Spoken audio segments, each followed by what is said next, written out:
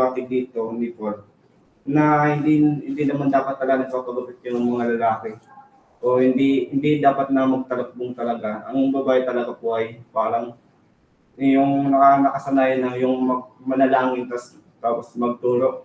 Kailangan nilang talakbong bago nila na manalangin sila. Para yun yung pinapaiwating dito.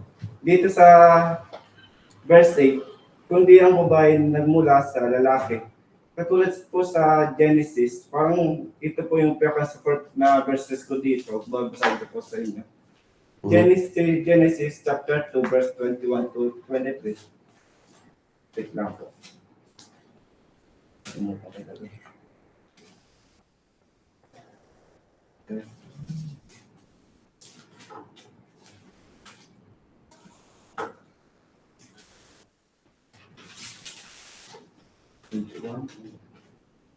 Sabi po sa 21-23, ang tadyang na iyo'y ginawa niyang ang isang babae at dinala niya ito sa lalaki. Sa 22, sa 23, sinabi ng lalaki sa wakas, narito ang isang tulad ko laman ng aking laman, buto ng aking buto. Kumbaga po yung ang babae na kinuha doon sa tadyang ng isang lalaki. Doon po yung kay Adan po, na yung sa gawin po na yun yung habang natutulog po si Adan, kinuha ng Diyos yung kabilang tadyang para gawin ng isang laman sa laman.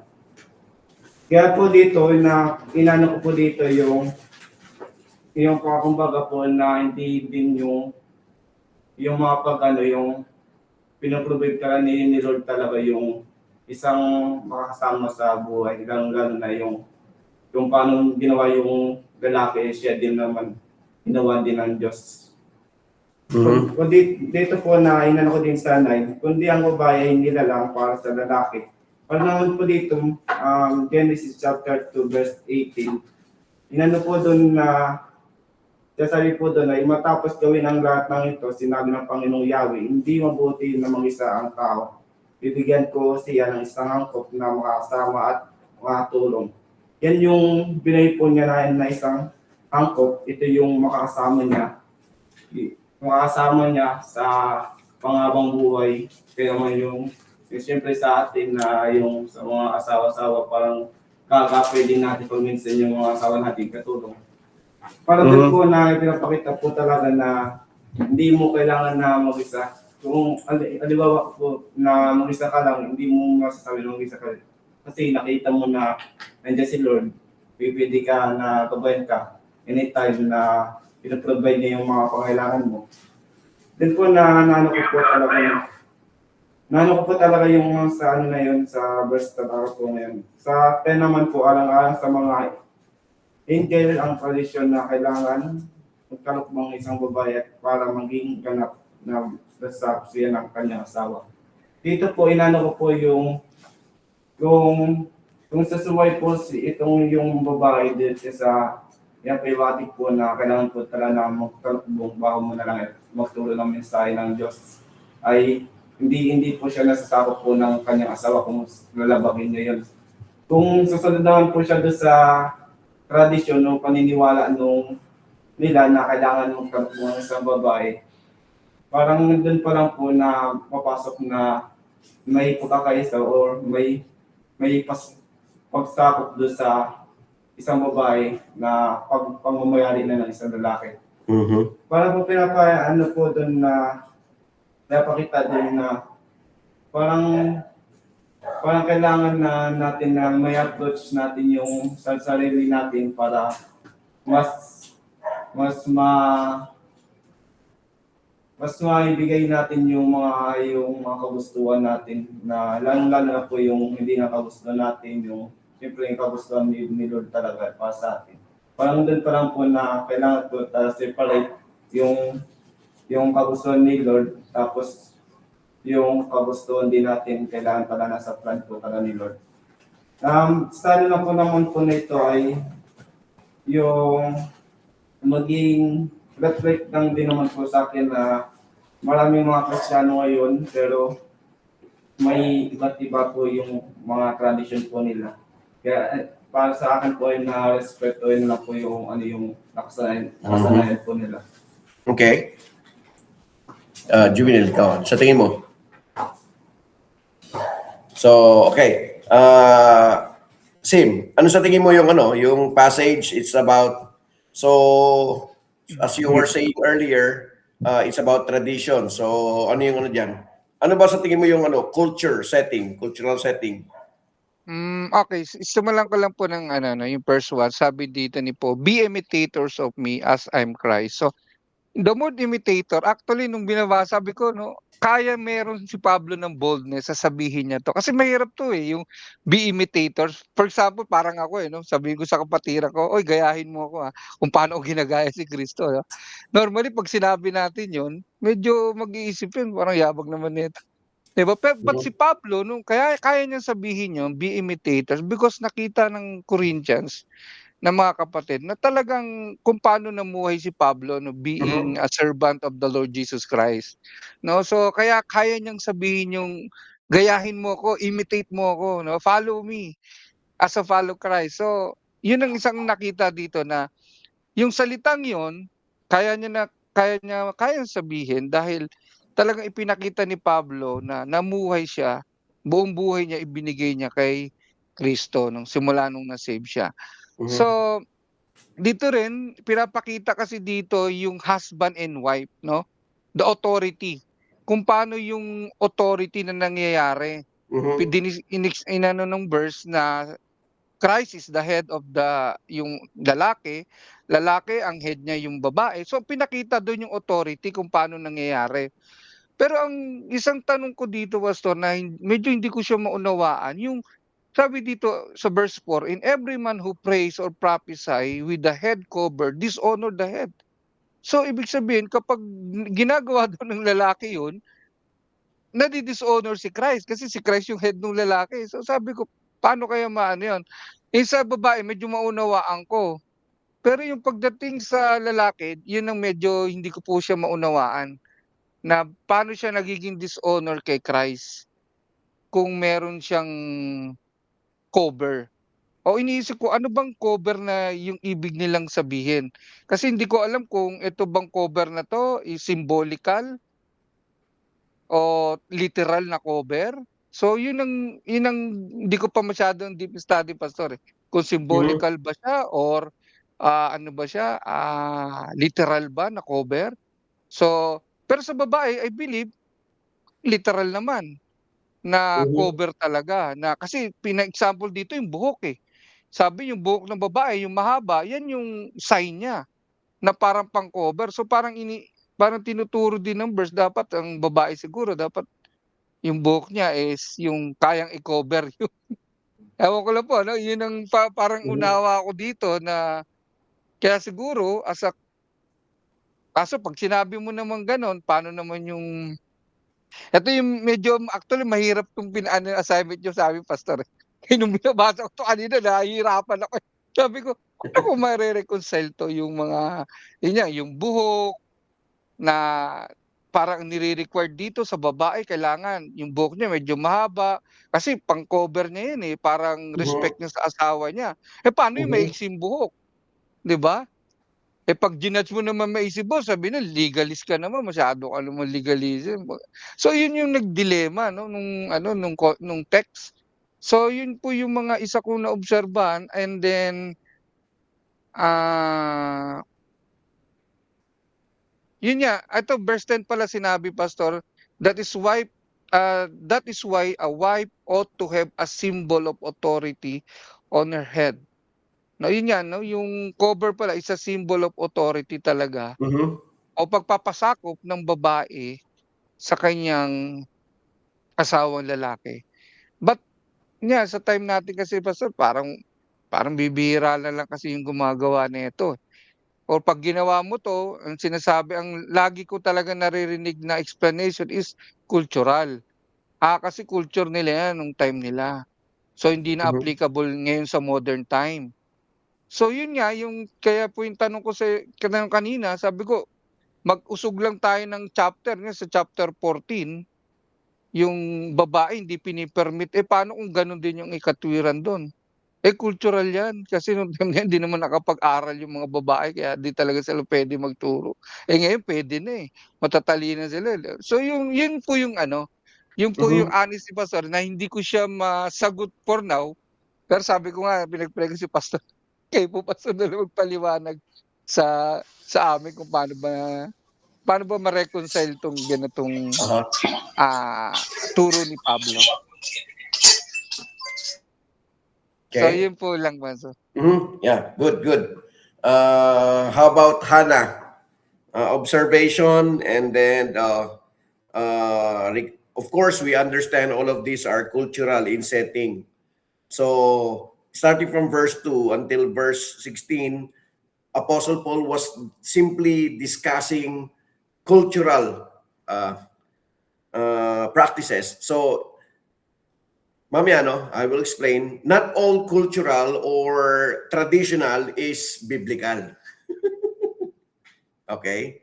Not all cultural or traditional is biblical. No. Even in our time today, may mga practices tayo which is not actually, it is traditional, but the question is it biblical? Is it applicable? Ayun. Di ba? Kasi marami tayong mga practices that really tells us, oh, ito mali. Oh, when I was younger, I don't know if you have heard of this, but during our time when I was young, on my teenage years, way back in the 80s or 70s, even the early 90s, whenever you watch a movie, when you go to a movie house, you watch a movie, no, it's already a sin. Naabutan niyo ba 'yon? Na pag nanood ka ng sine ay kasalanan? Until now pastor may ganyan pa rin turo. Okay. So, ang tanong, is it biblical? No. It is traditional, but the question is it biblical? Is it a man-made teaching, or is it biblically supported by what they are saying? So, that's what we call traditional, cultural, but is it applicable or is it really biblical?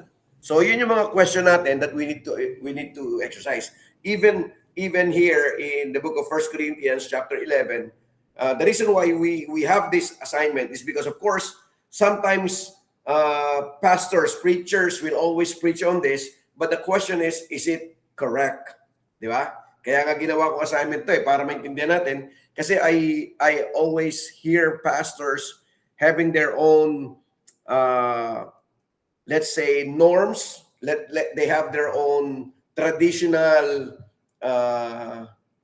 standard, but the question is, are their standard, are their teaching right or wrong?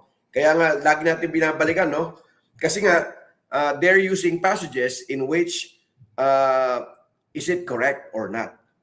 Kaya yun yung, kaya mas maganda pag talagang kailangan natin talagang pag-aralan yung hermeneutics, kailangan natin pag-aralan yung homiletics. Actually, yung homiletics is ang hermeneutics ang pinakamahalaga sa lahat kasi it is the way we interpret the Word of God bago pumunta doon sa homiletics. No, the things that we are learning, actually, ito yung mga basic ito kasi nga crash course that we are using, it's modular, but what we are doing right now will help us understand. It's a lot easier for us to do homiletics kasi homiletics it's after analyzing kasi nga ang hermeneutics, it is the way we interpret, at the same time we analyze the passages. So it will be a lot easier for us. Ang homiletics kasi is just doing some outlining, understanding, pero everything is done by hermeneutics, analytical perspective, interpretation, and others. So lalabas lang doon yung homiletics afterwards. No, madali ka na mag-preach, madali ka na magturo because you already know what is happening. And just like this, there are passages that are really, let's say, these are hard passages simply because of the culture, because of the tradition.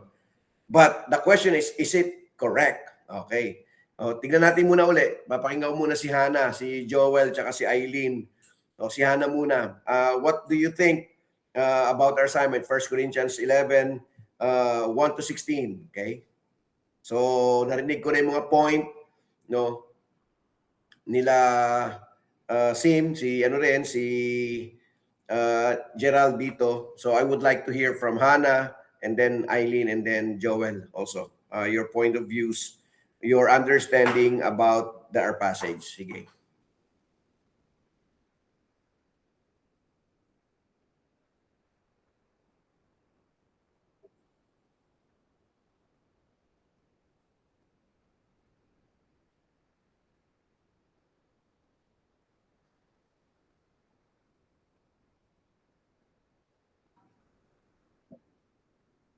Mhm.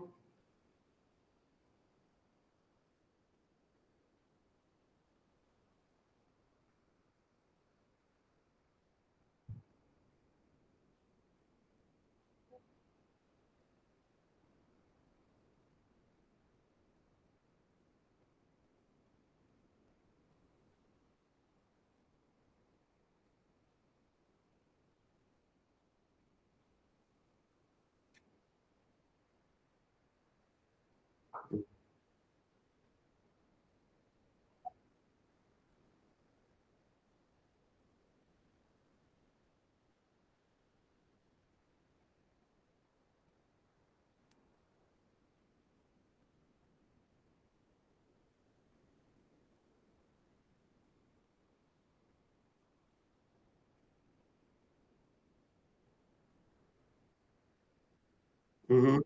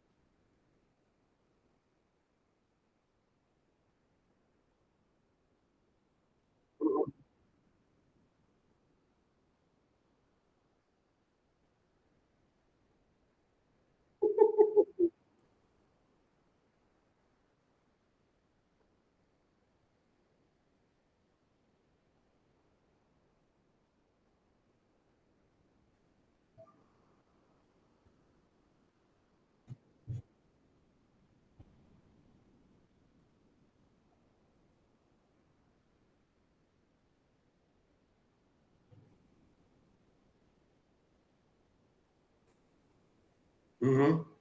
Okay. So, that's a good also tradition. Okay. Uh, okay. So, we will understand now. So, may nabanggit tungkol doon na if they have no coverings, those are the practices of traditions of what we call during their time, yung mga tinatawag nating prostitute. So, you were able to discuss that. Uh, do you know that I will just give you an insight. Do you know that in China, yung mga babae, pag walang buhok sa kilikili, ibig sabihin sila yung mga prostitute.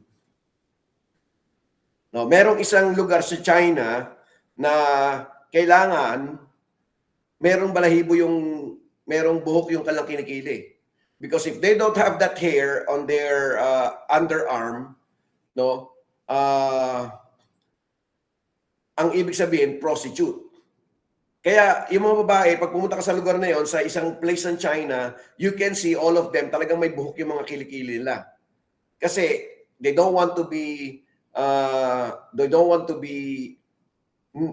known, or they don't want to be part of those people who are known as a prosti. Kaya kailangan sa kanila may buhok, no? If you go to one place, actually nandito yung sa book na ano eh. Ay, ito. No. Yung sa China, nakikita ko talaga yan kasi I was able to go there. Pero this book also, it's about biblical ethics and contemporary issues. No, this is what I used when I was taking my masters. No, in one of the passage, when one of the tradition is one of the missionary went to Africa. No, sa Africa pumunta sila, tapos nagturo sila missions. Nagturo sila, and then of course, there were people already who were converted, and this American missionaries, they tried to tell the tribe to wear upper shirt kasi nga ang mga babae walang mga damit pang taas, no? This is one part of a tribe also in Africa. They don't have the upper dress or upper shirt. How do you call that? No? Talagang nakahubad yung mga babae. So sa baba, mayroon silang takip pero sa taas wala. So sabi ng missionary, you need to wear, I forgot what page is that eh. Pero I remember that when I was reading this, Congo, the missionary was attempting to convince the women that they should wear blouses to cover their breasts. But the African Christians resisted the pressure with the explanation that they did not want their women to look like prostitutes. The missionary was making the mistake of judging morality in Africa on the basis of costumes in the United States of America, and they were opposite. No. Sabi ng mga ito ethics to, sa first page pala 'yon. No. Yun, buti nabasa ko kasi naalala ko lang bigla kasi nga sa Africa, Congo, no? Sabi nila they don't want to wear the upper blouses kasi nga when you have that, it means you're a prostitute in that area in Congo. So sa kanila, talagang walang damit pantaas kasi nga ang nagsadamit lang ng taas, prostitute. So nakita niyo yung mga tinatawag nating cultural traditions. So ang question now, dito sa 1 Corinthians chapter 11, is it biblical? The culture that they were having, is it correct or wrong? So binanggit kanina ni Hannah na sa kanila, if they have no covering during that time, this okay. So that we will understand the culture during their time, if the ladies or the women have no covering, it means they're prostitute. And that's the reason why ito yung ini-explain ni Apostle Paul. It is cultural, but the question is it right? Kasi nga, okay, so we will go now to the background. I will ask, alam ko yung I will ask Eileen first. Baka merong insight si Eileen.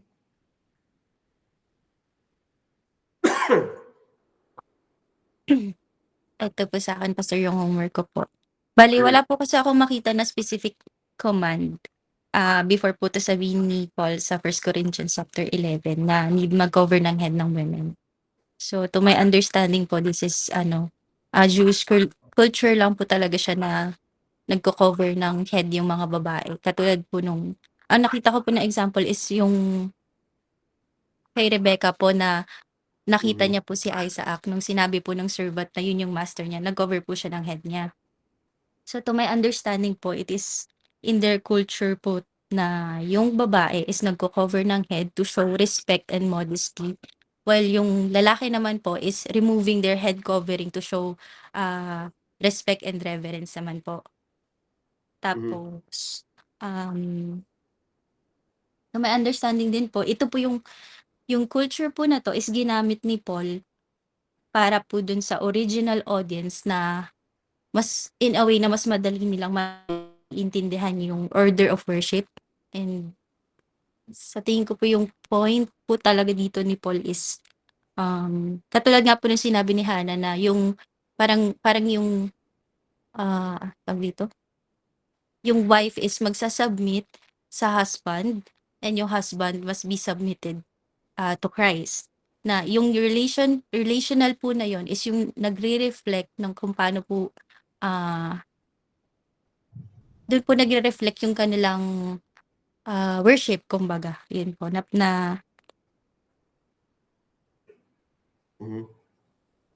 po ba? Na parang may, wait lang po, hanapin ko sinabi ni Paul dito.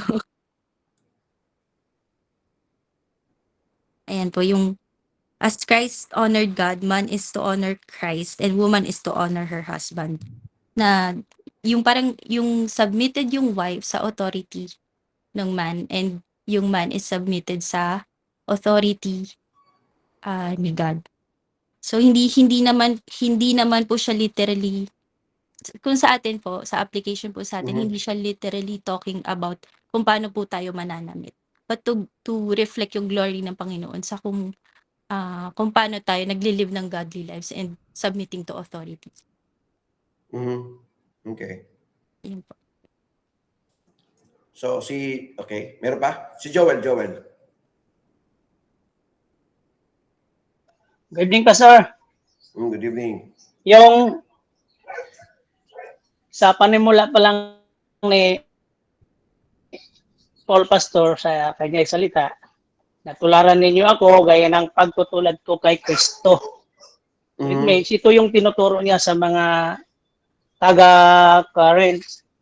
Nakita ko ito, Pastor, ito talaga ay historical and cultural system nila. Kasi, sa lahat ng nabasa ko dito, wala namang sinasabi na nagkasala sila. Wala namang sinabi na pag ginawa niyo yan, nagkakasala kayo. So, nandun na tayo sa point na pag nanalangin tayo sa Diyos, direct sa Kanya. Walang question kung anong suot natin o whatever mga ulo natin, kung may carbon o wala. Kasi sa base sa nabasa ko lahat dito, wala talagang sinasabi na nagkasala ang isang tao pagka gano'n, katulad sa babae na hindi magtalukbong o kaya magpaahit ng kanyang buhok. Kasi nga, traditional nila and cultural ang sinusunod nila. Yung pinakapunto ko doon, Pastor, na walang kasalanan. Wala silang kasalanan. Hindi sila nagkakasala, I mean. Yun. Okay. Yun lang? Yun lang, Pastor. Okay. So, whenever we talk about, this is historical and cultural. Okay. So, we will now discuss this. Whenever we talk about culture, this is what people believe, this is what people say, and this is what people do. Yes. Whenever we Yes. talk about culture, whenever we talk about historical, so this is their practice. This is what they believe, this is what they do, this is what they say. So they practice it. But the question is it correct? Is it wrong? So in our passage, actually, if you will go back to chapter 10, verse 31, para maintindihan natin, no? Kaya sabi sa inyo, di ba? Whenever we look at things, we need to look at the whole context. It's not just a passage that we're discussing, but even in the earlier passages. So what is, if in chapter 10, Apostle Paul was giving all the examples of the Old Testament, then everything should be done for the glory of God. Chapter 10, verse 23, and in verse 31, ang sabi doon, therefore, whether you eat or drink, or whatsoever you do, do all for the glory of God. So, the problem here, so I will give you now a cultural background. Kaya nga kanina, sinabi sa inyo, in Congo, in Africa, okay, there is one tribe that they were trying, the missionaries were trying to tell this tribe, you wear upper blouse. Pero they said, no, we don't. Because if that will be so, then we will become like the prostitute. We don't want to be like prostitutes. So they are not wearing blouses. Then in China, those who has hair, of course, Eileen and Hannah were able to go to Hong Kong before. Hannah, nakakita ba kayo na pag nagtaas ng kamay yung mga tao sa subway? Nakita niyo ba may mga buhok sa kilikili? Nakapansin ba kayo na yun? Okay. Yung isang assistant pastor ko dati, yung intern pastor ko, si PJ, anak ni Pastor Tondo, no, one of the teachers of the seminary, kinuha ko siyang intern sa Macau way back in 2012. Sabi niya, Pastor, ang ganda naman ng babae nga, tangkad na babae, siguro mga 5'9", 5'8" yung babae, matangkad, mataas sa amin eh. No, na-meet namin sa Hong Kong. Tapos sabi niya, ganda-ganda talaga niya. Pagtaas niya ng kamay na gano'n, kasi sleeveless, pagtaas ng kamay gano'n, sabi ni PJ sa akin, Pastor, bakit gano'n? May buhok sa kilikili. Tawa ko ng tawa. Kasi nga, first time niya dumating sa sa Hong Kong eh. No? Sabi ko, tawa ko ng tawa, sabi ko kasi ganyan talaga yung tradition nila. They need to have a hair sa kanilang kilikili kasi if not, they will become part of those people who are known in their area as prostitutes. And that's the reason why they have to grow their hair. So that's their practice, that's their tradition. But basically, it is one way for them to be distinguished from the prostitute. Much more, ito na yung problema ngayon.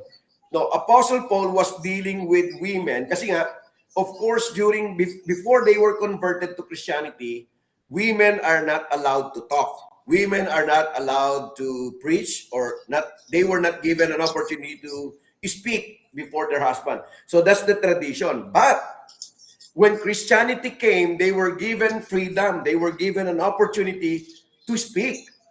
Ang nangyayari during that time, and that's the reason why Apostle Paul actually was starting here in chapter 11, what happened was, because these women were given the freedom, to speak, they were given, because they were told we have an equal opportunity with men, in the sight of God, we are all equal. So they were given an opportunity to speak their minds. They were given an opportunity to just say whatever they would like to say, or they were given an opportunity to speak in the church.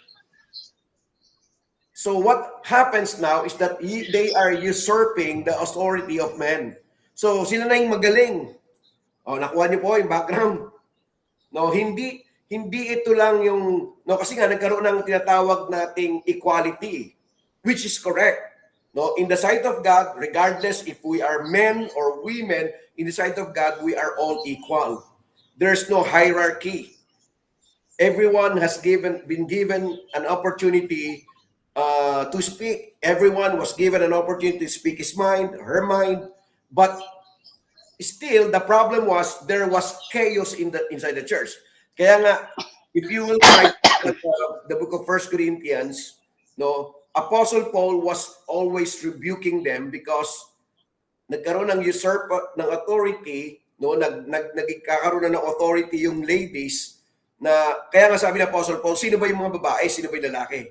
So nakuha natin yung culture. So the culture was, they were given, kasi nga, the culture was still, kaya nga sabi lang, yung mga babae, yung mga babae ngayon, inaalaw na magturo o maging pastora sa panahon natin, kasi nga, cultural daw, hindi totoo yun. Kaya nga sinabi ni Apostle Paul doon, women are not allowed to preach, to teach, even in 1 Timothy, sinabi niya yon kasi nga, nagkaroon sila ng opportunity to stand. They were given a chance kasi nga, they believe on equality. They were given freedom. And because of that, sumobra naman din. So Apostle Paul needs to tell them, teka, hindi tama yan. So iayos natin because there was chaos already inside the church. Much more in our time or in this time, Kaya nga sinasabi ko, yung kanilang tradition, yung kanilang culture, is it biblical? And Apostle Paul explains what head coverings are. Kasi sa kanila, pag wala kang head covering yung babae, ibig sabihin prostitute. So Apostle Paul needs to retell the ladies, you need to wear your head covering still so that people will determine that you are not part of those who are prostitute. Naintindihan?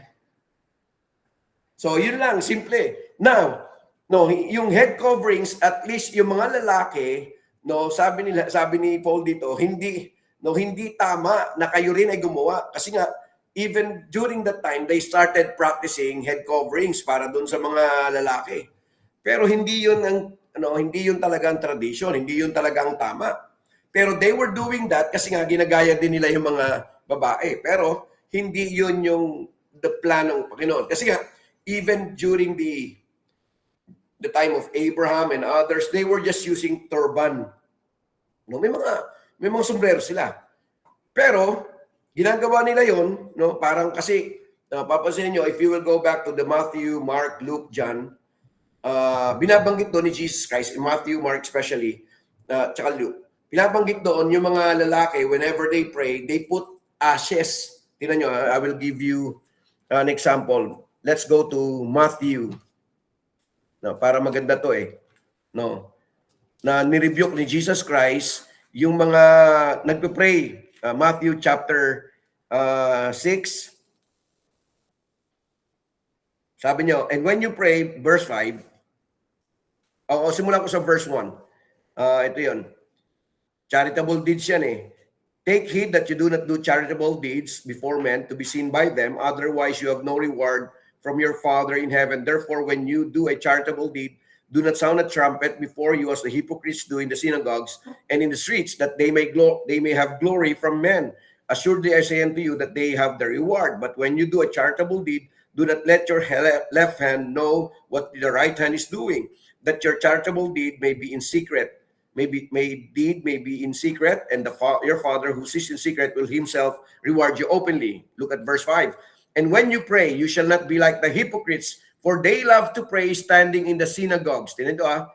And on the corners of the streets, that they may be seen by men. Assuredly I say unto you, they have their reward. But you, when you pray, go into your room, and when you have shut your door, pray to your Father who is in the secret place, and your Father who sees you in secret will reward you openly. So sabi niya dito, yung mga tao, ginawang practice, no, they pray in the corner of the streets, in the synagogues, para para makita ng mga tao na nagpe-pray talaga sila. Matthew chapter 23, tinan nyo Tinan nyo, Matthew chapter 23, starting from verse 1. Then Jesus spoke to the multitudes and to his disciples, saying, the scribes and the Pharisees sit in the Moses seat. Therefore, when they tell you to observe observe and do, but do not do according to their works. For they say, and they do not do. For they bind heavy burdens, hard to bear, and lay them on men's shoulders, but they themselves will not move them with one of their fingers. But all their works they do to be seen by men. At tingnan nyo, paano sila magano? They make their phylacteries broad and enlarge the borders of their garments.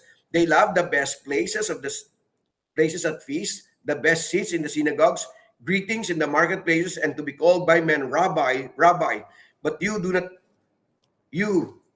be called Rabbi, for one is your teacher, the Christ, and you are all brethren. Do not call anyone on earth your father, for one is your Father, he who is in heaven. And do not be called teachers, for one is your teacher, the Christ. But he who is the greatest among you shall be your servant. And whoever exalts himself will be humbled, and who humbles himself will be exalted. So, marami to, no? Sa buong chapter 23, binabanggit doon, woe unto you scribes, Pharisees, hypocrites, scribes and Pharisees, hypocrites. So, the Lord Jesus Christ was simply telling them that the tradition that you're having is not right. No. Tingnan nyo I will give you again another tradition, Mark chapter 2, Mark chapter 2, so that we will understand that these are all traditions. Mark chapter 2, starting from verse 18. Mark chapter 2, verse 18. The disciples came, and the disciples of John and the Pharisees were fasting. Then they came and said unto him, why do the disciples of John and of the Pharisees fast, but your disciples do not fast? Ito yung nangyari kay Jesus Christ, Yung kanyang mga apostles, yung kanyang mga disciples, they do not fast. But the disciples of John the Baptist, the disciples of the Pharisees, they are doing fasting. And Jesus said unto them, can the friends of the bridegroom fast while the bridegroom is with them? As long as they have the bridegroom with them, they cannot fast. But the days will come when the bridegroom will be taken away from them, and then they will fast in those days. No one sews a piece of unshrunk cloth on an old garment, or else the new piece pulls away from the old, and the tear is made worse. And no one puts new wine into old wineskins, or else the new wine bursts the wineskins, the wine is spilled, and the wineskins are ruined. But new wine must be put into the new wineskins. So the Lord Jesus Christ was rebuking these people because they said, why are your people not doing fasting? So those are traditions in which the Lord Jesus Christ himself also tells them, this is what you do, this is what you say, this is what you believe, but it doesn't mean anything at all with God. So, ganun din, balikan natin, no? Here, Apostle Paul would like them to understand that head coverings, of course, it is just tradition. Now, the question is it still applicable in our time today? Is it applicable? So it doesn't mean if you have head coverings, so sabi kanina ni Sid, no, yung kaniyang mga kaibigan mo na o nakilala mo na they're telling, or Muslims ba ito mga to, na they're using head coverings, they are more biblical than us. No, it is what we call cultural, traditional, but that doesn't mean they are right. That doesn't mean what they practice are correct. And here Apostle Paul was simply explaining the distinction between men and the women. Head coverings are just symbols, symbolical, but although it's cultural, it's not accepted in our time today. But of course, Apostle Paul here was explaining about the truth with regards to men and to women. Naintindihan? So, dito, ipinapakita lang ni Apostle Paul yung tinatawag nating leadership. The leadership was given to men, not to women. But, of course, women are given an opportunity to teach. Women are given an opportunity to become leaders. But, when we talk about the church headship, it's always given to men. Kaya nga, tinan nyo, basahin natin ha. Verse 2, 1 Corinthians chapter 11, verse 2, Now I praise you, brethren, that you remember me in all things and keep the traditions just as I delivered them to you. But I want you to know that the head of every man is Christ. The head of the woman is the man, and the head of Christ is God. Every man praying or prophesying, having his head covered, dishonors his head. But every woman who prays or prophesies with her head uncovered dishonors her head. For that is one of the same as if her head were shaved. Sabi niya, parehas lang yan ng sinave at saka nung wala. Sabi niya, for if a woman is not covered, let her also be shorn. But if it is shameful for a woman to be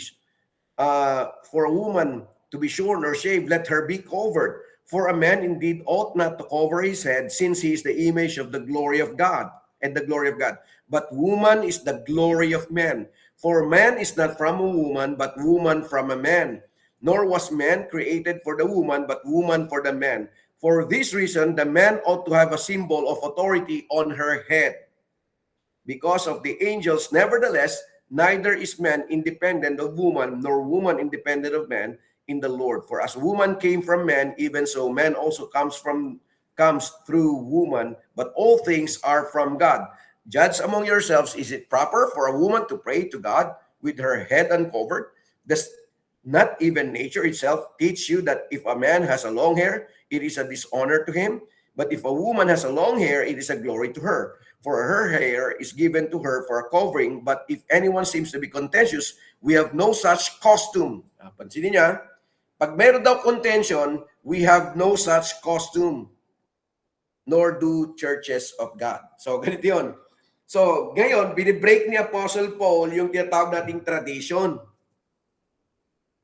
Pero, ini-explain lang dito sa chapter 11. So, maliwanag, maintindihan natin. Chapter 11 is more on cultural, but Apostle Paul was simply explaining to us about leadership. That the leadership is given to men. No? Kaya nga pansinin nyo kahit sa ating mga practice.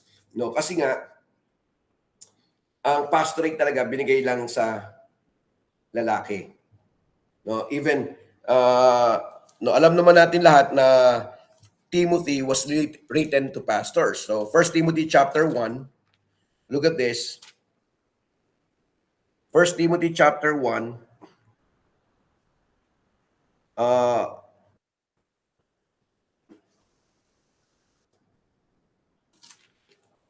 chapter 2 I mean. Chapter 2, 1 Timothy chapter 2, of course, in chapter 1, Apostle Paul was explaining about himself. And then in chapter 2, starting from verse 8, I desire therefore that men pray everywhere, lifting up holy hands without wrath and doubting.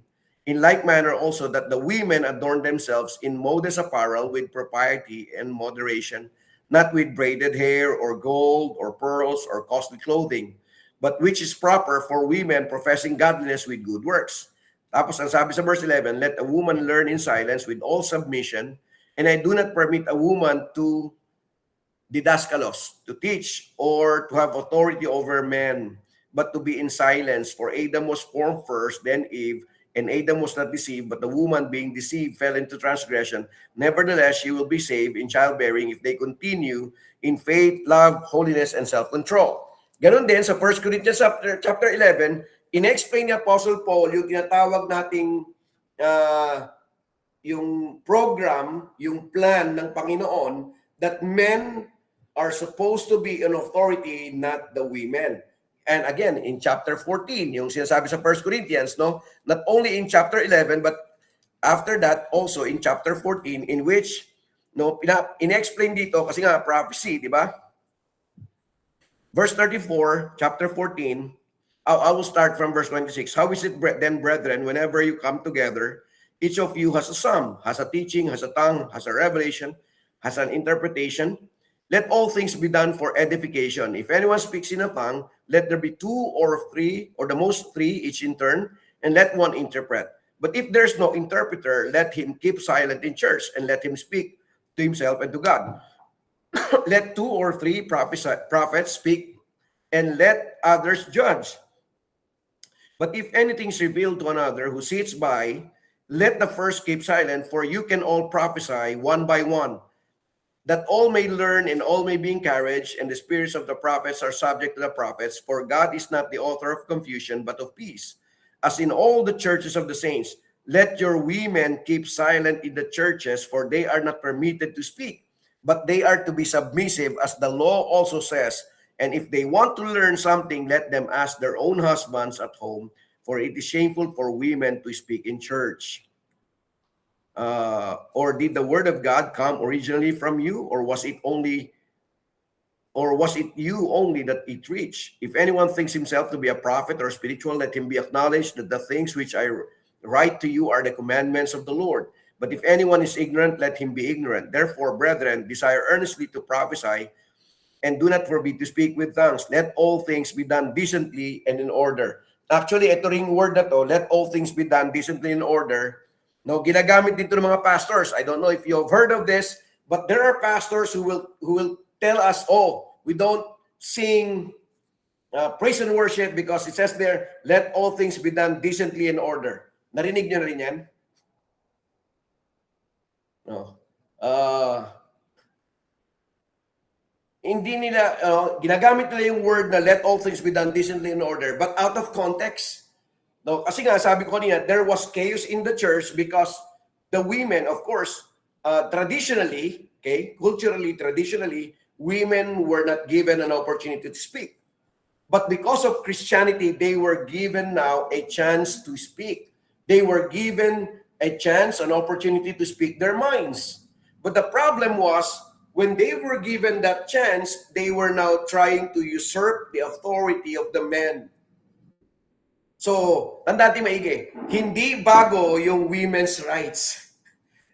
Even during the time of Apostle Paul, during the time of the early believers, they were already fighting for their rights. In Christianity, because they believe that they are equal in Christ, they have the same opportunity. Now the problem was there was chaos in the church. There was problem in the church because everyone is not submitting.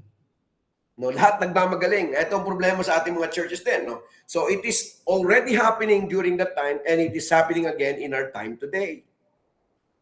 There are churches that are now allowing women to be ordained. Actually, when I was taking my master's sa PBTS, Philippine Baptist Theological Seminary sa Baguio, this was way back in 1999, 2000. No, we have actually, marami akong classmates sa seminary sa BBSI. I have lady classmates, but they were not given given the class ng expository preaching. So sa masteral ang tawag biblical preaching. But when I was taking my master's, even these ladies were given an opportunity to join us in our class biblical preaching. Kasi nga PBTS is, of course, though it's a Baptist church or Baptist seminary, no, they are allowing other people from or other groups of people to join. So may mga galing ng Nazarene, may galing ng Methodist, may galing ng kung saan-saang mga grupo. And because of that, of course, if you will try to look at the Methodist churches, they are allowing women to be pastors. Because of that, they also let their pastors take masters in our school, in the school that I went to, and then they join us in our preaching. Nakakatawa kasi nga, when we have our class, sabi pa nung isang ng aming professor, na sa biblical preaching professor, sabi niya, mas mahusay pa raw yung mga babae pagdating sa practical side No, mas mahusay pa raw sila mag-preach kaysa sa mga men. So sinagot ko yung teacher namin. Sabi ko, probably they are so good in practical because of course they are by nature, they are women, at the same time they are mothers. But in the analytical side, men are better in analysis. Sabi ko sa kanya. And besides, sabi ko to kasi during our class, biblical preaching class, I told them, besides, the Bible is also clear. Women are not allowed to preach. Nagkagulo kami ngayon sa klase. Kasi nga, my stand is that women are not allowed to preach. Women are not allowed to be pastors. Because that's what the Bible says. Kaya nga, in one of our chapel hours, meron kaming chapel hour na kung saan, ang aming speaker during the time is Dr. Lilian, I think, Molato. Yung asawa ni Sir Jerry Molato. So she was our speaker. So during the singing time, wala akong problema. I was inside the chapel. But when they called her to stand and give the message, I left. I went out of the chapel. Ang sabi ko tapos pumapasok yung presidente ng seminary, si Dr. Saure. Sabi, Dr. Saure, oh chapel, why are you here outside? Nandun lang ako sa likod ng yung pinto. So before you enter, mayroong couch doon. If you were able to go to PBTS before the chapel, you can see a big couch. Letter L din. So I went there and just sit down. I left. I went out of the chapel. I just sit down at one of at the couch. Of course, I hear because of course, even if it's closed, I can hear the words, the message. So Dr. Saure was on his way going to the chapel and he told me, "Oh, chapel, why are you still outside?" I said, "Sir, just give me a simple passage coming from the Word of God telling me that women are allowed to preach, then I will go inside. If there's none, I will just stay outside." Nakuha nyo? No. We are in that's the seminary. So, ang sagot sa akin ni Dr. Saure, he was the president during the time, sabi niya, fundamental ka talaga. Yun lang. Sabi ko, sir, just give me a passage telling me that women are allowed to preach, then I will go inside. If there's none, I will just remain outside of the chapel. Ang sagot lang sa akin, fundamental ka talaga. Why? Because he himself knows that biblically speaking, it is wrong. Why? This is what Apostle Paul was now telling us. So, the head covering is just a symbol in which it is not just cultural, traditional, no, it's also traditional that women are not given an opportunity to speak on top of their husbands.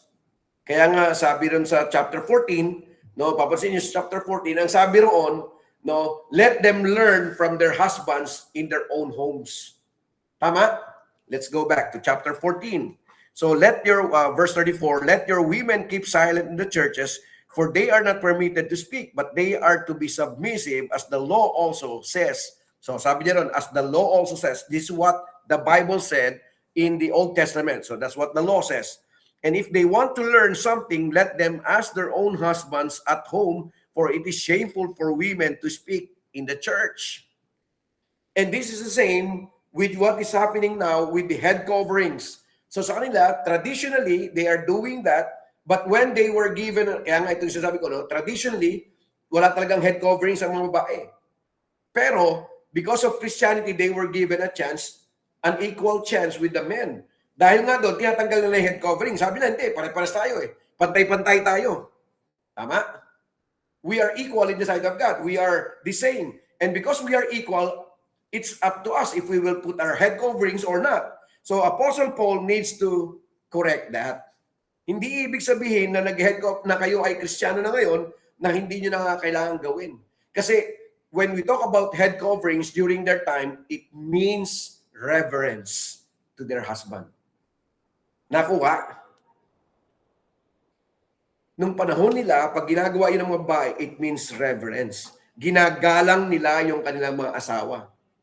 But because of the opening now, because in Christianity we are all equal, no? Because they think that even if their husband is is probably they are better than their own husbands. No, baka mas magaling sila talaga sa mga asawa nila, kaya sila yung mas maraming sinasay o maraming sinasabi.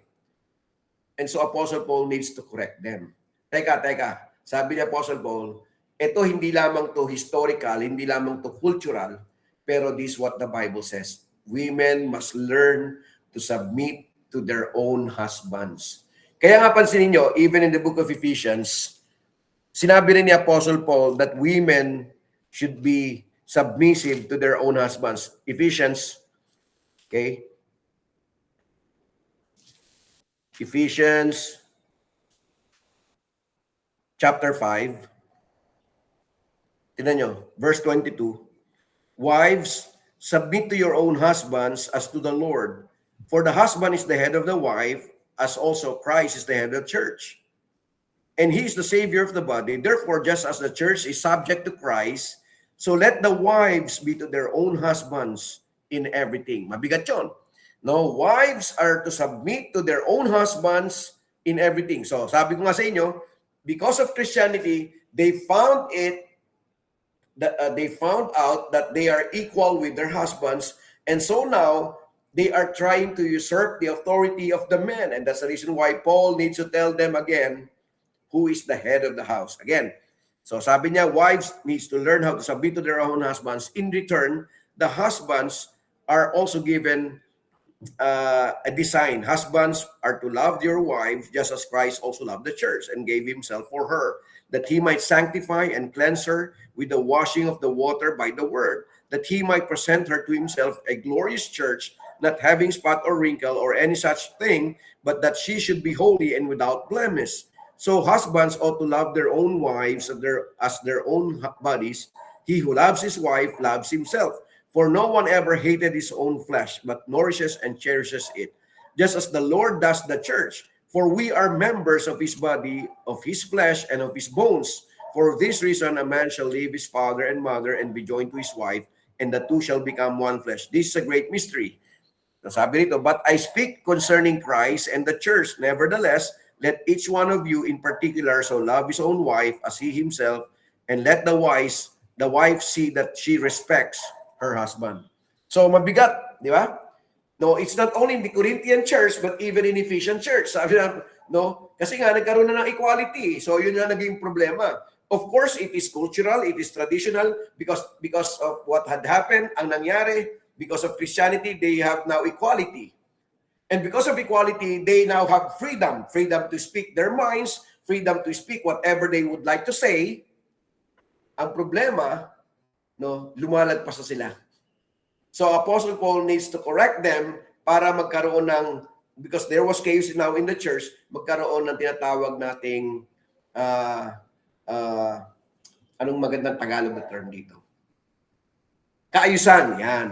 No, magkaroon ng tinatawag nating kaayusan sa loob ng church.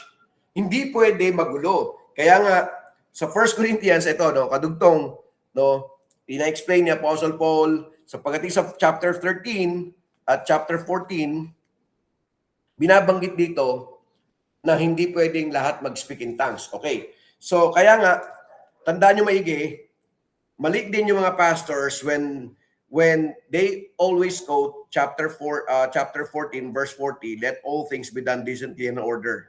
Yun lang ang ginagamit nila. Pero they don't know the real problem.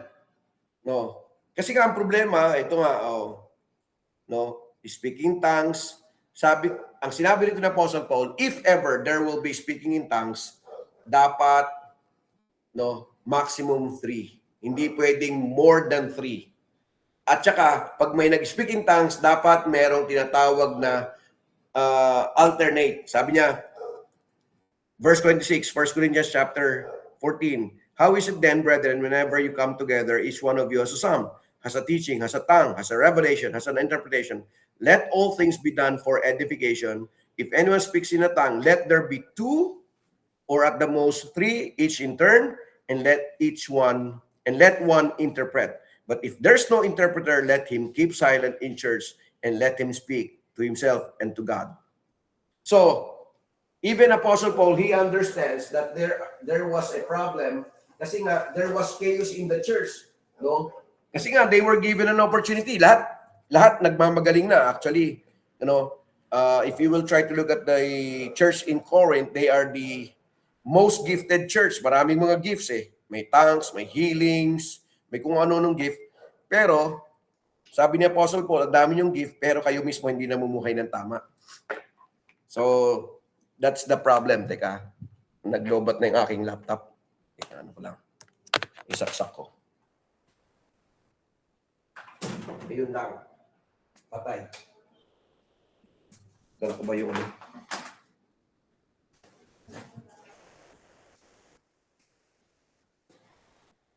Patay. Wala yung doble lang na ano.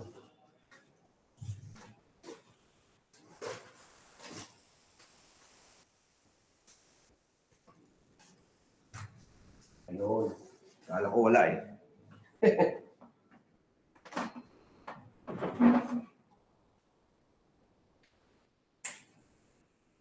Yes. So there. So, ang tanong ngayon dito, is it still applicable in our time today? So, what was the purpose of the cultural practice or teaching? First and foremost, the purpose of the cultural practice or teaching is to remind us that even if we have equality in our churches today, that women are given an opportunity to speak, still they need to learn how to revere the higher authority. No. Yun nga, ang problema natin ngayon kasi madalas ang mga, of course, wala tayong mga problema sa mga babae sa loob ng church na gusto ko yun, mga nagtuturo, no, they are the leaders. Pero pagdating sa pastorate talaga, it was only given to men. And during the meeting, no, I have no problem with women if they will speak their minds. But of course, whatever the decision is or whatever, let's say ganito, no, maraming, actually, gusto ko yung mga babae na nagbibigay sila ng suggestions. Even during our meetings, we allow them to have their own suggestion, their own, whatever they think, they can have that. But, tanda natin maigi, no, hindi sila yung authority. No, they can suggest, they can give insights. Actually, marami talaga magagaling na insights yung mga babae, lalo magagaling ang panahon natin ngayon. Marami magagaling na babae. So, we honor their insights. Pero when we talk about decision making, whatever the church decides, together with the leadership of the pastors and others, they need to learn how to submit. No, they can give insights. Kung maganda insights nila, why not apply it? Why not take it? No, pero hindi ibig sabihin na sila lang yung authority. So nakuha natin, yun yung pwede nating apply ngayon. So we have no problem with the practice. We can practice it today. We can let them speak. But of course, yun lang talaga. The Bible is so clear. We're not allowed. Kaya nga wala akong problema sa deaconess because the Bible is also clear that Phoebe in Romans chapter 16 was called the deaconess. No, wala akong problema diyan. Pero pagdating sa pastorate, no, kasi kaya nga ang tawag ngayon sa mga babae nagtuturo, Bible women, no, pero we never call them pastora. Okay, so yun lang ang difference. We never call women pastors, even if they're graduates of the seminaries. Why? Because the Bible is so clear that pastorate, eldership is only given to men. Okay, Aileen, sige. May question lang po ako, Pastor. Paano ko po yung, halimbawa po yung Bible women po na tinatawag nila na pastor. Ba yung ibang tao, tawag nila dun sa tao na yun, pastor. Tapos pastora pala. Tapos I refuse to call her pastora. Parang ano po bang tawag dapat? Hindi, kasi ganito yun. Merong mga group talaga na they call the lady ang tawag doon. Lady workers kasi ang tawag natin dyan eh. No, they call them pastora. Pero pag hindi natin tinawag na pastora, ibig sabihin ba we don't revere them? Hindi ba tayo gumagalang? No. We respect them. Pero we respect them out of respect. Pero what does the Bible say? The Bible says there's no lady pastor. So yun yung dapat nating maging stand. Because the Bible says there's no lady pastor, so we can call you ate, we can call you lady worker, but we will never call you pastora. No. Ito yung aking dilemma ngayon na sumama ako sa grupo ng MAP, yung Moral Ascendancy Program ng Parañaque. Kasi nga may mga pastora sila. Actually, I even disagree doon sa sinabi ng pastor ngayon, yung Bishop Bien. Merong bishop, no? Merong bishop ngayon, upo ko konti. Yung bishop, yung pinaka-leader ng Moral Ascendancy Program. Ang sabi niya, ito sinabi niya nung Monday, I was there just last Monday. Sabi niya, doon sa pare, Father, sabi niya, Father, magmisa ka. Kaming lahat mga pastors attend sa misa mo. Sabi ko, ikaw lang. Di ba? Why will I attend that when I know that it is wrong? Oh. Pumalakpak pa yung mga pastor. Pero ako, hindi. Kasi sabi niya, sabi ni Bishop Bien, sabi niya, because here we are one. Regardless kung Muslim ka, kung priest, Catholic ka, even as pastors, here in this program, we are one. Sabi ko, yan lang ang hindi ako nag-agree. No, I never agree with that.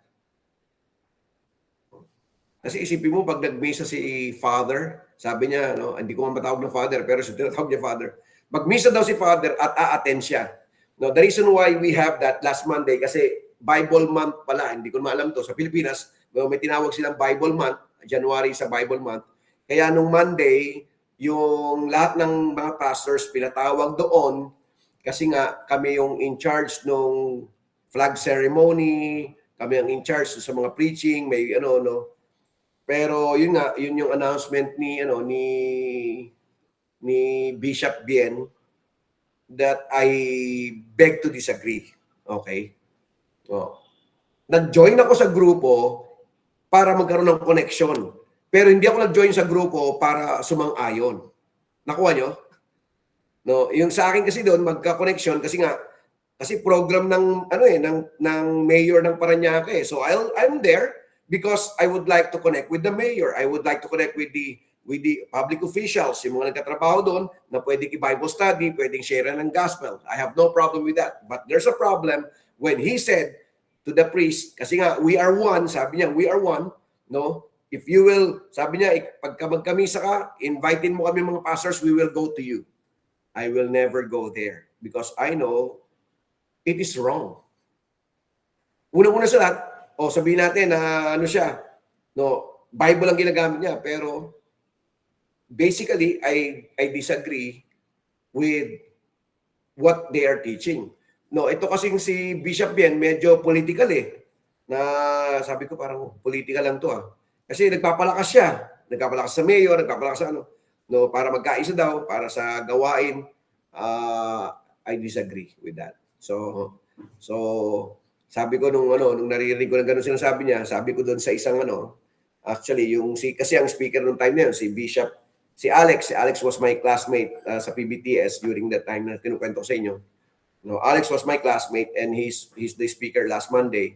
And he told me na gusto niya akong makita doon. So I was there in support to him. But that doesn't mean I support what they are telling. Nakuha? No. Yun lang. I beg to disagree with him. So kung attend sila ng misa ng pare, I will not.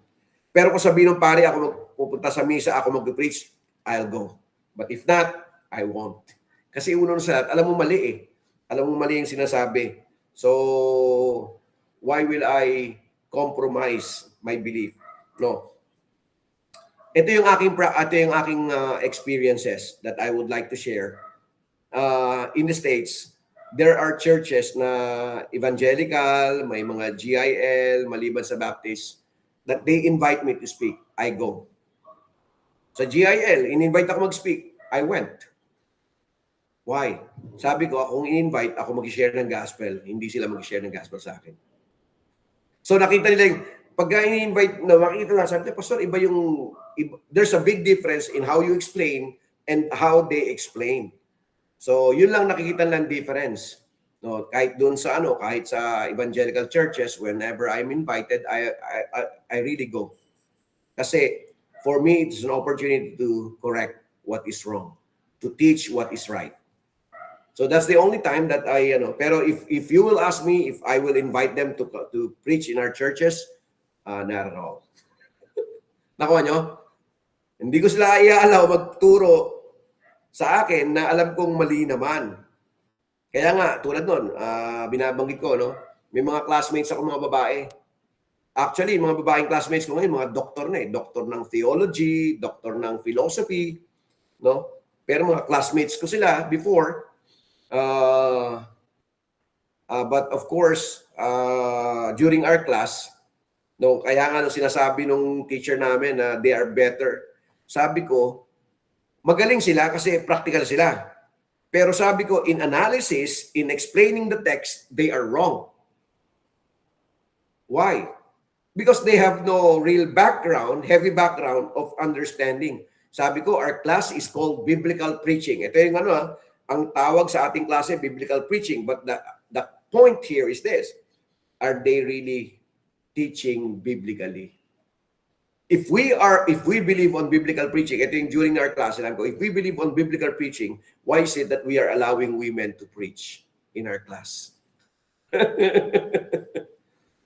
Yun lang yung aking mga Kaya nga although I'm taking my master's, may mga time talaga na hindi ko kayang tanggapin yung pinag-aaralan namin kasi nga I beg to disagree with the practices that we are doing. Kasi yun nga sa Baptist Bible Seminary during our time and even I think even not their time right now, women or ladies are not part of the biblical preaching or the expository preaching class. Kasi nga it is only for the men. So ang mga babae walang subject niyan. They have the teaching the Bible, they have the methods of Bible study, but they don't have homiletics, they don't have hermeneutics. Kasi nga, they have hermeneutics, but they don't have homiletics and preaching. Kasi nga, yung homiletics, kadugtong na yon. But of course, homiletics now, kaya nga sabi ko, they can have the homiletics kasi it's one way whenever they teach the Word of God, kailangan din lang mag-analyze. Kailangan din lang gumawa ng outline. Pag nagtuturo sila. So I have no problem with that. But during our time, hermeneutic, hindi na tawag nating expository, tsaka yung homiletics was only given to men. Pero ako naman, nakita ko na hindi naman So ang expository lang or biblical preaching lang ang hindi binibigay sa babae, but they are given methods of Bible study, teaching the Bible, Christian education of youth, Christian education of children. Yan yung mga subject na mababae sa amin Which is, also we were given those subjects, pero we are different. So naghihiwalay na pagdating sa mga upper year. Kasi iba yung subjects nila, iba yung subjects namin. Ganun lang. Kasi nga, ang focus ng lalaki ay talagang pastorate. Ang focus ng babae ay our Christian education. Ang Christian education para sa mga babae yan. Kaya nga wala akong problema sa mga babaeng teachers, pero pagdating sa tinatawag nating pastorate leadership, it was only given to men. And that's why when we are having our expository or biblical preaching sa masteral, that's my very big question doon sa class. Na why is it that we have ladies here? Actually, during our time, we are about 50 in our class, 50 students. Ang babae namin doon at least mga 15 or 14, mga ganyan. So we have 30 plus na men, but we have ladies who are also given an opportunity to preach kasi nga that's part of our subject. Pero kasi nga they are allowing them because they come from different backgrounds. But of course the Bible is very clear. Kaya yun ang tanong ko nung nag-aaral ako ng masteral. Medyo siyempre fundamental, medyo mabigat, sabi nila masyado akong fundamental. Pero hindi ako fundamental dahil sa kung ano man, sa grupo, I am fundamental because I believe on what the Bible says. So, ganun din sa setting, no, cultural setting ng ating passage sa 1 Corinthians chapter 11. So, it's the same. No. Apostle Paul would like us to understand, no, he just uses, ang tawag dito, analogy. He just uses head coverings, which is a cultural practice, to explain, no, that the leadership was given to the man, not to the woman. No. Again, because of the background was because Christianity came over, no, kasi nga ang practice dati, ang babae hindi pwede magsalita. That was their culture. That's the real culture.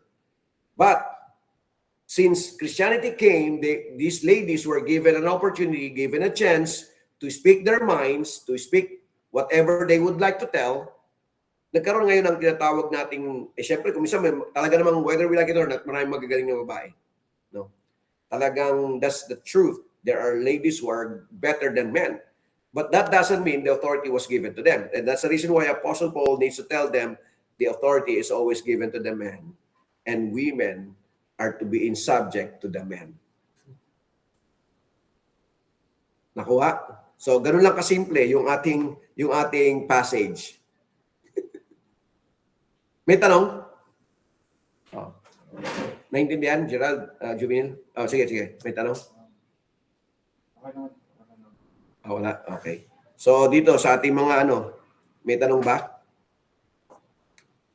Oh, kasi dapat natin maintindihan na that's why we need to learn hermeneutics. Kasi hermeneutics, no, is, kaya nga tawag doon, science and art of interpretation. No, we just don't interpret the Word of God as is, na kung ano lang. No, we need to learn everything. Bakit ba? Kaya nga, ano ba yung intent ng writer? So, laging ganun natin, di ba? What's the purpose of the writer? Why he wrote it?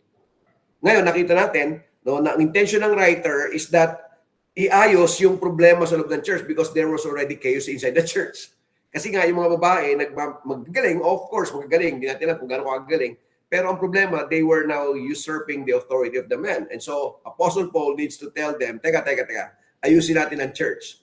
No, kasi there was chaos in the church, dapat ganito pa rin yung tinatawag nating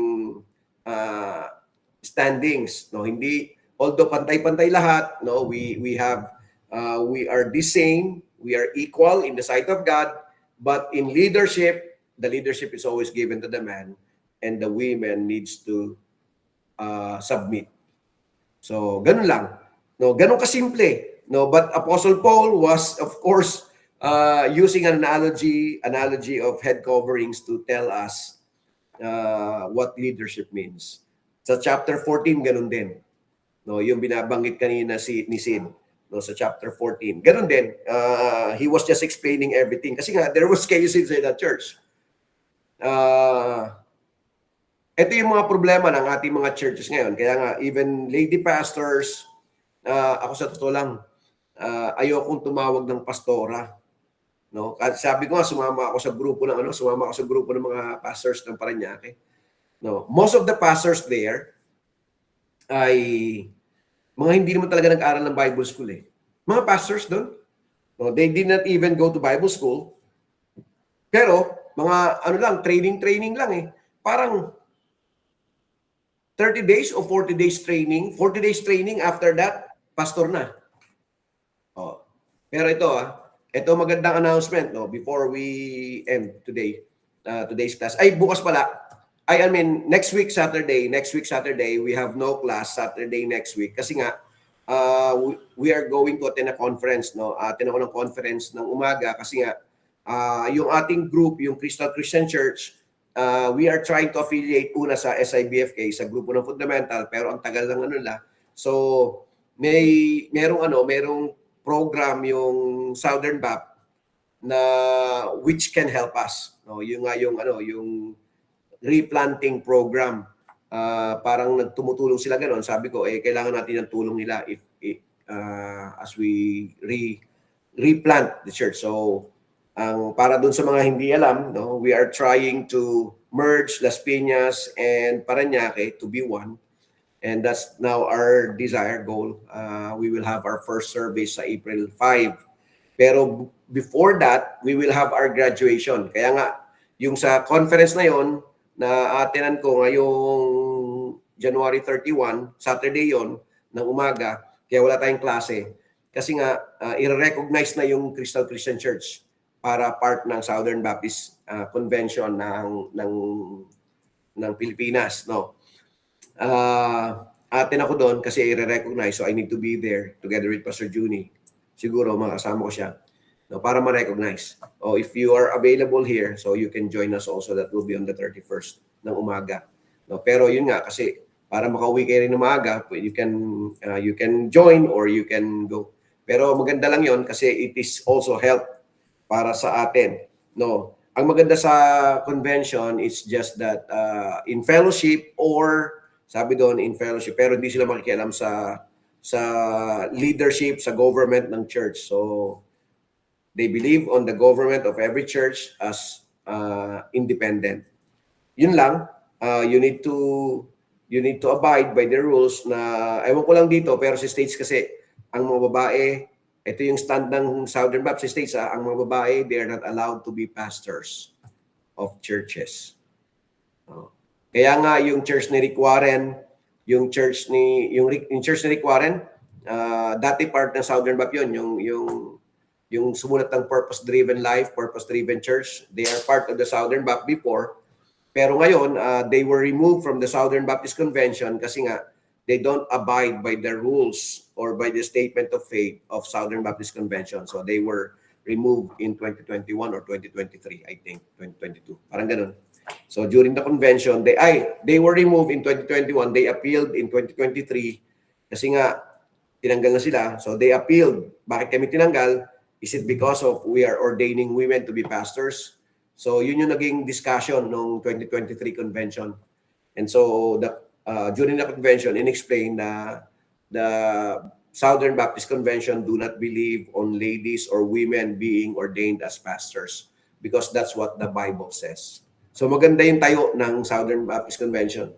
No, ito yung sinasabi ng Biblia, this is biblical, and because this is biblical, this is what we are going to obey.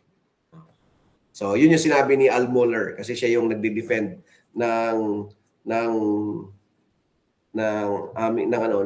statement of faith ng Southern Baptist Convention. So he was the one defending kasi siya yung presidente ng seminary. Actually, tatlo silang presidente ng seminary na nagsabi na hindi biblical yung practice ni Rick Warren. And that's the reason why they removed that church from the convention. O yun. So ganoon din sa atin, maganda yon kasi nga, I don't know, pero may nagsasabi sa akin ngayon na sasama ka dyan sa Southern Baptist Convention, they are now ordaining women to be pastors. So that will be one of my concern if ever we will be joining the Southern Baptist Convention here in Manila. No, kasi nga kaklase ko si Alex sa PBTS, kaya isa sa dahilan yon. Kaya nga yung ating seminar, itong ating School of Ministry is connected with them. Kasi si Alex yung director ng Southern Baptist School of Theology dito sa Makati.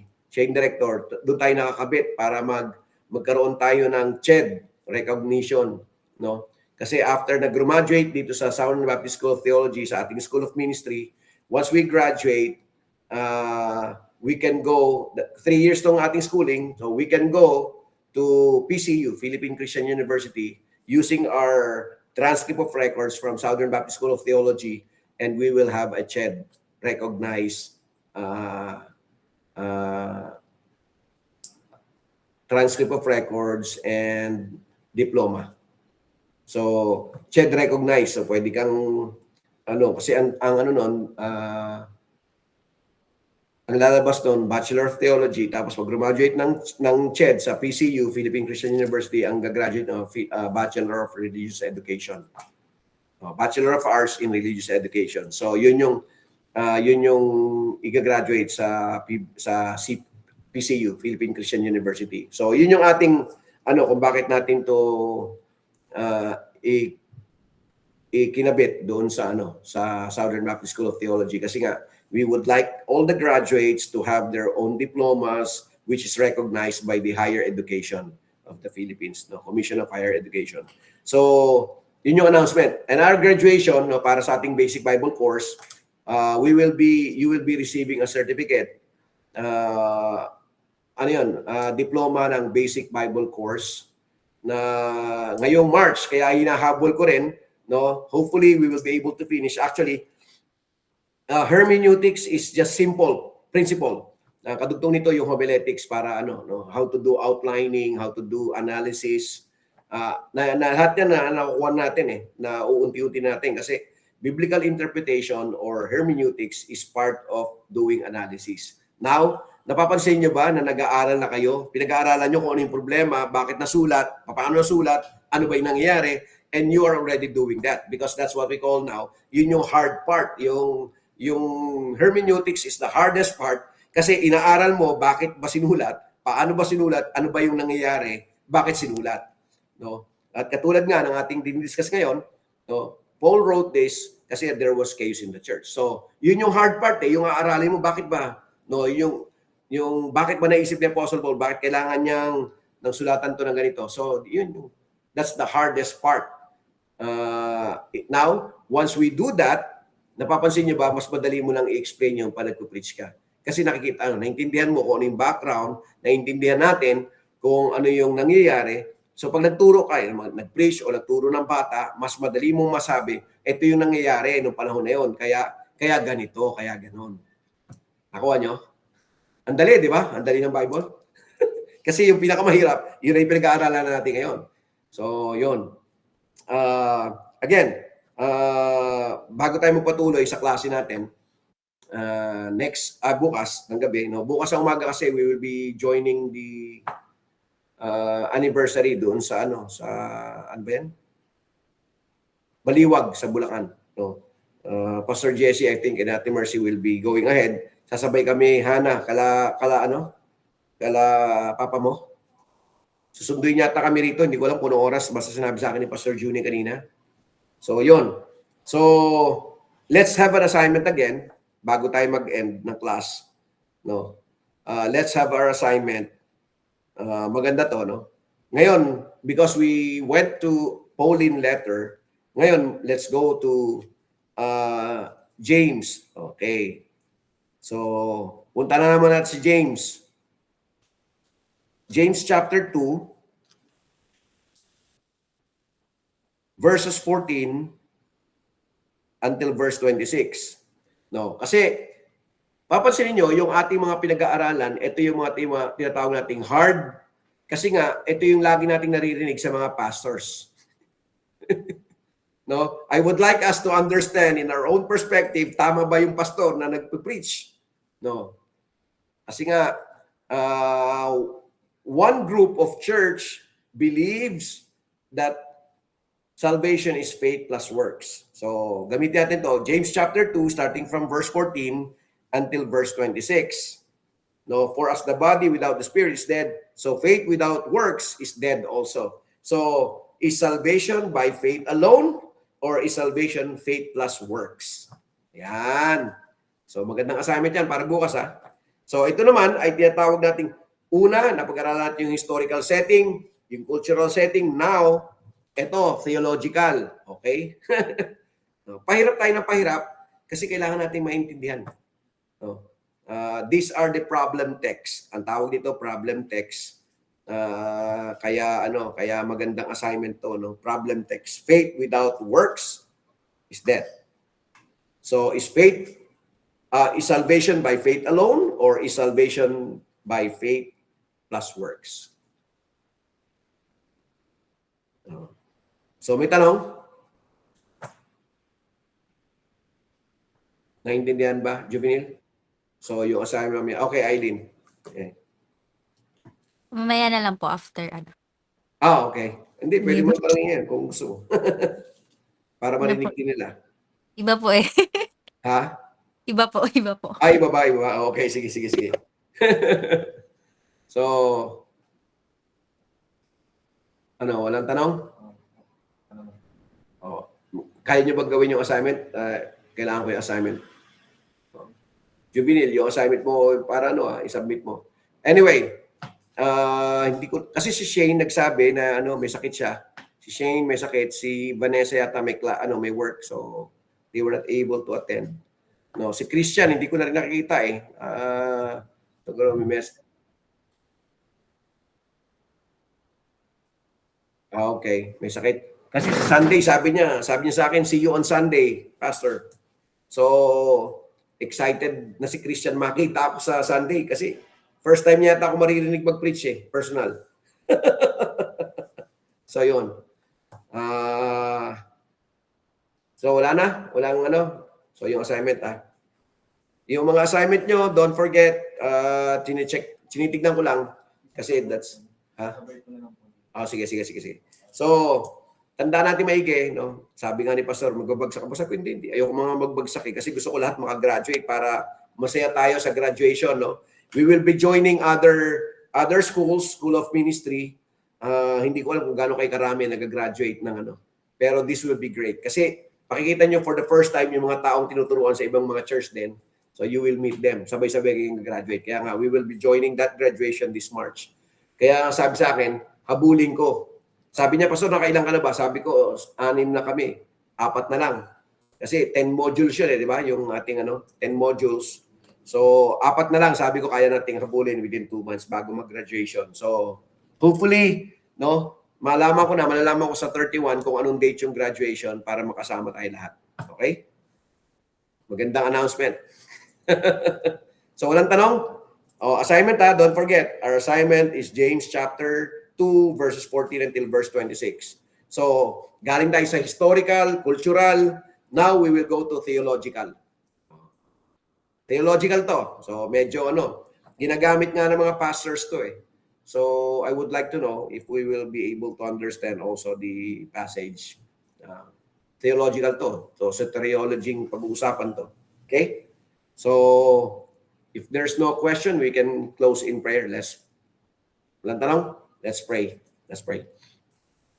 Our gracious God and Heavenly Father, once again, we would like to thank you for this evening. Thank you, Lord, for the things that we are learning. Thank you, dear God, because indeed, there are things that we need to learn, not only culturally, not only historically, but we thank you because even those passages that we think are problematic because it's hard to interpret, but we thank you because we have this class of hermeneutics in which we learn to know how to interpret the Word of God correctly. And so we thank you for the things that we're learning. Thank you, dear God, for reminding us about the head coverings, that it is more on analogical analogy in which Apostle Paul uses it for us to understand the leadership in the church. And Lord, we pray that we will be able to apply this also into our churches. We will be able to apply this not only to our churches, but even in our own lives as well. We will learn how to submit, especially to those who are in authority. And again, dear God, this evening we pray for your continuous guidance and protection upon each one of us, even as we rest this evening. We continue to commit to you also everyone who was not able to join us because they are sick, especially Christian, also Vanessa who is working, and even Shane who is sick. Lord, we pray that they will be able to join us also next time. Even others, we pray, Lord, that they will also be able to join us in our classes. Those people who were not able to join us this evening, may be that they will be able to join us again next time. Even prepare our hearts for tomorrow's class again, and also, Lord, for our graduation, that we will learn really truths from your word before we graduate. And so we thank you for the School of Ministry that you have given to each one of us so that we will be able to really understand your word. Thank you, because even if this is basic, we know that we are learning so much. Again, Lord, we commit to you everything, even as we part ways this evening. In Jesus' name we pray. Amen. Okay. Amen. Salamat po, Pastor. Good evening po. Salamat. Good evening. Good night. Good night. Thank you. Okay. Good night, Joel. Sige. So, yeah, thank you.